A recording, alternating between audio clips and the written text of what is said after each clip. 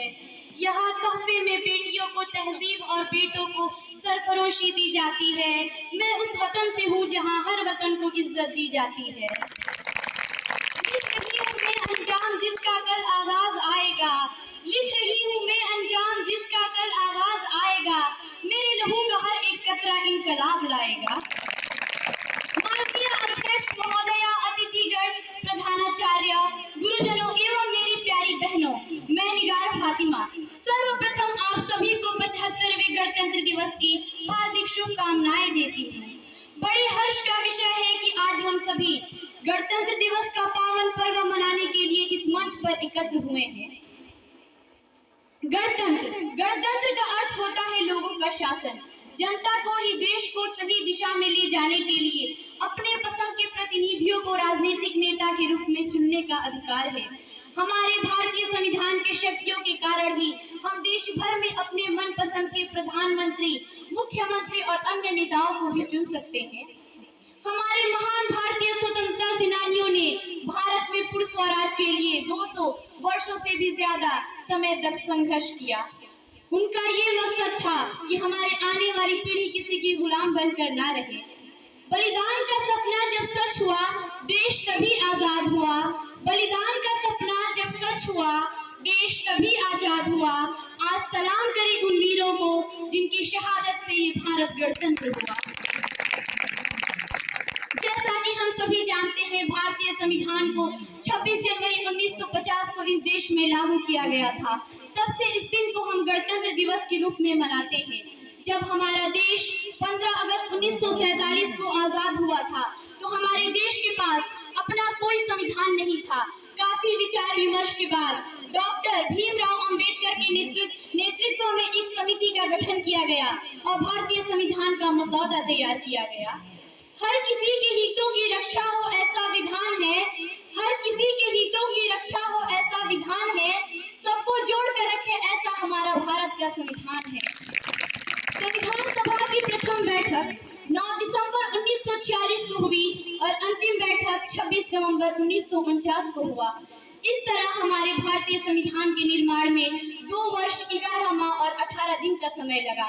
Doctor Rajendra Prasad को भारतीय गणतंत्र का प्रथम राष्ट्रपति चुना गया। इस तरह हमारे भारतीय संविधान को 26 जनवरी 1950 को इस देश में लागू कर दिया गया। दिल से निकलेगी न मरकर भी वतन की उल्फत, दिल से निकलेगी न मरकर भी वतन की उल्फत, मेरी मिट्टी से भी खुशबुए वफा आएगी। हमारा संविधान एकात्मक और संघात्मक का मिश्रण है। हमारे संविधान में धर्म को महत्व न देकर नागरिकता को महत्व दिया गया है, क्योंकि अगर एक धर्म को महत्व दिया जाए तो इससे समाज में बुराइयां पैदा हो सकती हैं। हमारे संविधान में नागरिकों के विकास के लिए संपूर्ण अधिकार दिया गया है। हम अपने अधिकार का तो उपयोग करते हैं, परंतु अपने कर्तव्यों का पालन नहीं करते। एक देश के विकास के लिए कर्तव्यों का पालन करना अति आवश्यक है। न जियो धर्म के नाम पर, न मरो धर्म के नाम पर, न जियो धर्म के नाम पर, न मरो धर्म के नाम पर, इंसानियत ही है धर्म वतन का, बस जियो वतन के नाम पर। हमारे संविधान को लागू हुए आज 75 वर्ष पूरे हो चुके हैं। क्या यही भारतवर्ष है जिसका सपना हमारे पूर्वजों ने देखा था? महान संस्कृति भारतवर्ष आज किस अतीत के गहवर में डूब गया है। सदा से ही हमारे भारतवर्ष कानून और धर्म को एक रूप में देखता आ रहा है, तो आज एकाएक धर्म और कानून में अंतर कैसे हो गया? यही कारण है जो लोग धर्म भीरू हैं, वे कानून की त्रुटियों से लाभ उठाने में संकोच नहीं करते हैं।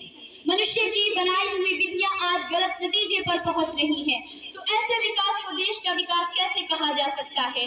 हमें अपने देश के विकास के लिए धर्म के नाम पर लड़ना बंद करना होगा और अपने देश को विकास की ओर ले जाना होगा, क्योंकि इसी भारत को गणतंत्र बनाने के लिए महात्मा गांधी, चंद्रशेखर आजाद, सरदार वल्लभ भाई पटेल और न जाने कितने भारतीय स्वतंत्रता सेनानियों ने अपने प्राणों की आहुति दी और अंग्रेजों के वार पर वार सहते रहे।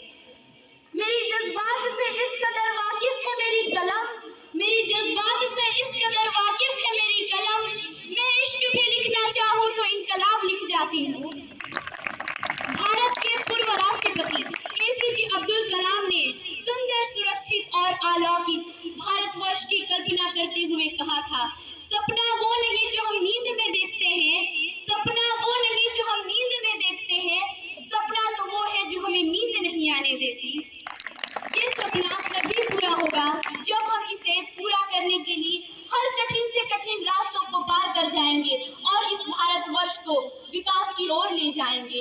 अब्राहम लिंकन ने कहा था, जनतंत्र जनता का जनता द्वारा और जनता के लिए किया गया शासन है। अब मैं इसी शायरी के साथ अपना स्पीच खत्म करती हूँ। एक थे तो बना था ये मुल्क, एक थे तो बना था ये मुल्क, एक रहेंगे तो बचेगा ये मुल्क। महज